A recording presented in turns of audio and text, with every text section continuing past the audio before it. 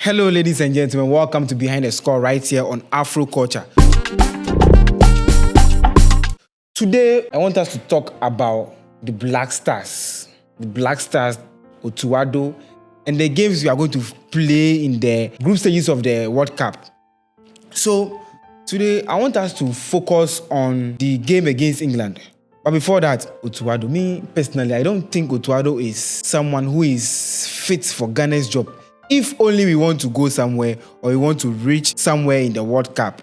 Because look at the countries that are coming or the countries we are going to play with. They are countries with quality in their team, and also they have experienced coaches leading them to the World Cup. And even talking about the quality of the players, Ghana. Like I say, or like I always say, we have players outside. We should stop this. Let's use the local players or those that have sacrificed. Eddie Nketiah is fit to play for the Black Stars. He should be in the team. A player like Callum Hudson-Odoi is also ready to play for the Black Stars. We should give them the call up. At this point, Ghana Black Stars, the only thing we need is squad depth. And going into tournaments, squad depth plays a role in winning competitions. We cannot go with the only quality or the stars we have in the first 11 and then go there, play, and you don't have anybody at the dugout or anybody sitting as a substitute for those star players that we have. So I think we should make sure that we get the quality, the squad depth before we go to the World Cup. I will advise if we call on those players that they are ready now to play for the Black Stars, because we've seen a whole lot of players that before they didn't want to play for the Black Stars, but later they changed their mind and then came into the Black Stars team. So I think we should just give them the chance and then they should come and play for the Black Stars. We just need the glory for the Black Stars and the country. So let me start with the game we are going to play against England. Yeah, so with that game, I've sat down and then analyzed our team. Analyze Thomas Tuchel, because analyzing Thomas Tuchel and then how he plays his football, his tactics, his formation, whenever he's a manager or a coach for a club team, you can see that most preferred formation for Thomas Tuchel has always been the 3-4-3. Mostly, that's his preferred formation, the 3-4-3. We've seen him using the 3-4-3. And then 4-1-4-1. Yeah, the 4-1-4-1. He used this formation at his time in Dortmund. Just go back and then watch most of the matches he played at Dortmund. The ones he won most was with the 4-1-4-1 formation. But looking at his trajectory, coming down from Dortmund, going to Paris Saint-Germain, coming to Chelsea, and then Bayern Munich, I've seen changes. He has dropped the 4-1-4-1 formation and has sticked with the 4-4-2 or the 4-3-3 formation. Yeah, the 4-3-3 formation. And also the 3-4-3, which is one of his trusted formation he mostly uses whenever he's going into a game.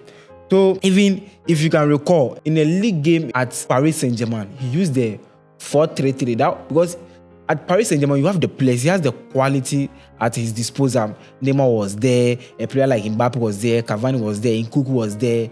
Even at the midfield, you see Paredes there. Verratti is there. All the big players were there. Draxler, all of them were there. So he has the quality he can choose from for him to use them in the game. So I see Thomas Tuchel using the 3-4-3 formation mostly in his games. Even at his time at Chelsea, that one, yeah, we can all say that the 3-4-3 was his preferred formation, because James, Thiago, and Rudiger was the back three that he uses at the time he was at Chelsea. And then you can see Aspilicueta and Chiwo at the flanks playing as wing backs, and then Kante, Jorginho as the double pivot in the midfield. And then you can see Pulisic, Timo Werner, Mount, and the other guys at the forward. So the 3-4-3 has been most of his preferred position or the formation that he has used for the recent years. But going into England, because he's now the manager for the English national team. And in the English national team, we've seen Thomas Tuchel that he has taken over, making his name at the English national team, playing the 4-3-4 or the 4-2-4-1 formation at England. We have seen him even in the game against Albania. He used the 4-4-3. That was the 4-4-3 formation he used in that game. And then he won that game against Albania. But in the game against Senegal, which has been the only game he has lost at England now as the English manager, he used the 4-4-2 formation. And I'm wondering, is it that Thomas Tuchel will prefer to use the 4-4-2 formation against African teams, or is that he will use 4-4-2 formation when he's playing against a low team? Let's see. If Thomas Tuchel decides to use 4-4-2 against Ghana, Otto, this is a simple task for you. Just go with the 4-3-3. That was the ideal. The ideal plan Senegal used against England, to which they delivered. They scored England 3-1 when England used the 4-4-2 formation against them. And they also faced them with the 4-3-3. And I bet you, Ghana, we don't have any excuse if we use the 4-3-3 against England, because we have the quality there. Just make sure that you use the right players. It's rather unfortunate Mohamed Salisu will not be going at the World Cup because of the ACL. But you have Jerome Opoku over there. You have a player like Jiku is also available. Maybe Aliou Seidu will be available. We will have Gideon Mensah too as our usual number 3. But then play Jiku and Jerome Opoku as your centre halves. Let them play as the centre halves for the Black Stars.